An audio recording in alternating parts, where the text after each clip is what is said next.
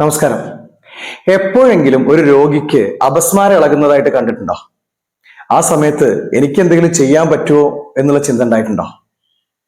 ഞാൻ doctor Shahid Shameem, neurosurgeon. എന്താണ് അപസ്മാരം? ഒറ്റ വാക്കില് തലച്ചോറിന്റെ ഉള്ളിൽ നിന്ന് സാധാരണയിൽ കവിഞ്ഞ് ഇലക്ട്രിക്കൽ ഡിസ്ചാർജസ് വന്ന് അത് ഞരമ്പ് വഴി കയ്യിലെയും കാലിലെയും അല്ലെങ്കിൽ ശരീരത്തിലെ മസിലുകളിലോട്ട് വന്ന് അവിടെ കൺട്രാക്ഷൻ ഉണ്ടാവുന്ന ഒരു പ്രക്രിയയാണ് അപസ്മാരം. എപ്പോഴൊക്കെയാണ് അപസ്മാരം ഉണ്ടാവുന്നത്, അല്ലെങ്കിൽ എന്താണ് ഇതിന്റെ കാരണം? എപ്പിലെപ്സി രോഗികൾക്ക് അപസ്മാരം ഉണ്ടാവാറുണ്ട്. ഓക്സിജന്റെ അളവ് കുറഞ്ഞാൽ അപസ്മാരം ഉണ്ടായേക്കാം. ആൽക്കഹോള് കൂടുതലായിട്ട് ഇൻടോക്സിക്കേറ്റഡ് ആയാൽ അപസ്മാരം വന്നേക്കാം. ആൽക്കഹോൾ കഴിക്കുന്ന ആളുകൾ അതിൽ നിന്ന് വിത്ഡ്രോവൽ ഉണ്ടായാൽ അപ്പോഴും അപസ്മാരം വന്നേക്കാം. ഷുഗർ ഉള്ള രോഗികൾ, ഷുഗർ കുറഞ്ഞാൽ ഹൈപ്പോഗ്ലൈസീമിക് എപ്പിസോഡ് ഉണ്ടായി കഴിഞ്ഞാൽ അപ്പം അപസ്മാരം ഉണ്ടായേക്കാം. പിന്നെ തലച്ചോറിന് പരിക്ക് പറ്റിയാൽ, ആക്സിഡന്റോ മറ്റോ തലച്ചോറിൽ പരിക്ക് പറ്റിയാലും അപസ്മാരം ഉണ്ടായേക്കാം. എന്തൊക്കെയാണ് നമ്മൾ കാണുക? ഒരു രോഗിക്ക് എന്താണ് ആ സമയത്ത് സംഭവിക്കുന്നത്? ഒന്ന്, അയാളുടെ ബോധാവസ്ഥ കുറയും, അല്ലെങ്കിൽ ബോധം പോകും. എന്നിട്ടോ കൈകാലുകൾ ഉള്ള മൂവ്മെന്റ് നമുക്ക് കാണാൻ സാധിക്കും.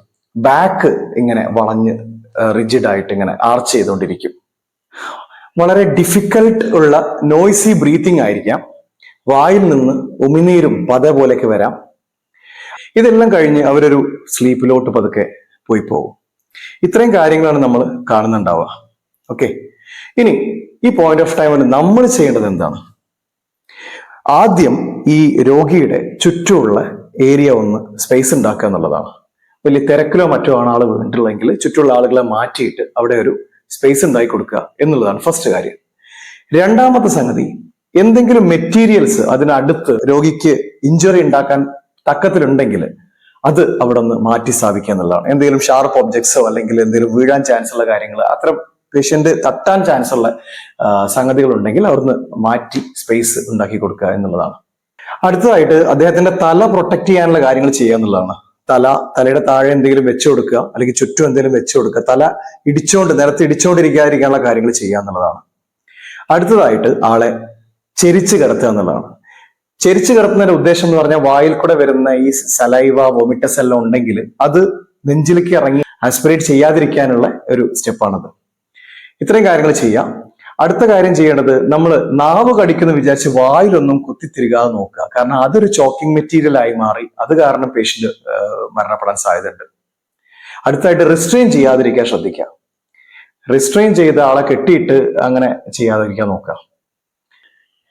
ഇങ്ങനെയൊക്കെയാണ് ചെയ്യേണ്ടതെന്ന് പറഞ്ഞപ്പോ എന്റെ കൂട്ടുകാരൻ അസ്കർ ചോദിക്കുക, ഇത്രയൊക്കെ ചെയ്യേണ്ട കാര്യമുണ്ടോ? കയ്യിലുള്ള ചാവി ഉള്ളം കയ്യിൽ വെച്ച് പിടിപ്പിച്ചാൽ പോരെന്ന്. അപ്പോ ഇങ്ങനെ ഒരു 3-4 മിനിറ്റോട് സാധാരണ രീതിയിൽ അപസ്മാരം കഴിഞ്ഞ് അയാളൊരു ബോധാവസ്ഥ കുറഞ്ഞ് ഒരു ഉറക്കത്തിന്റെ ഒരു സംഗതി പോലെ ആവും.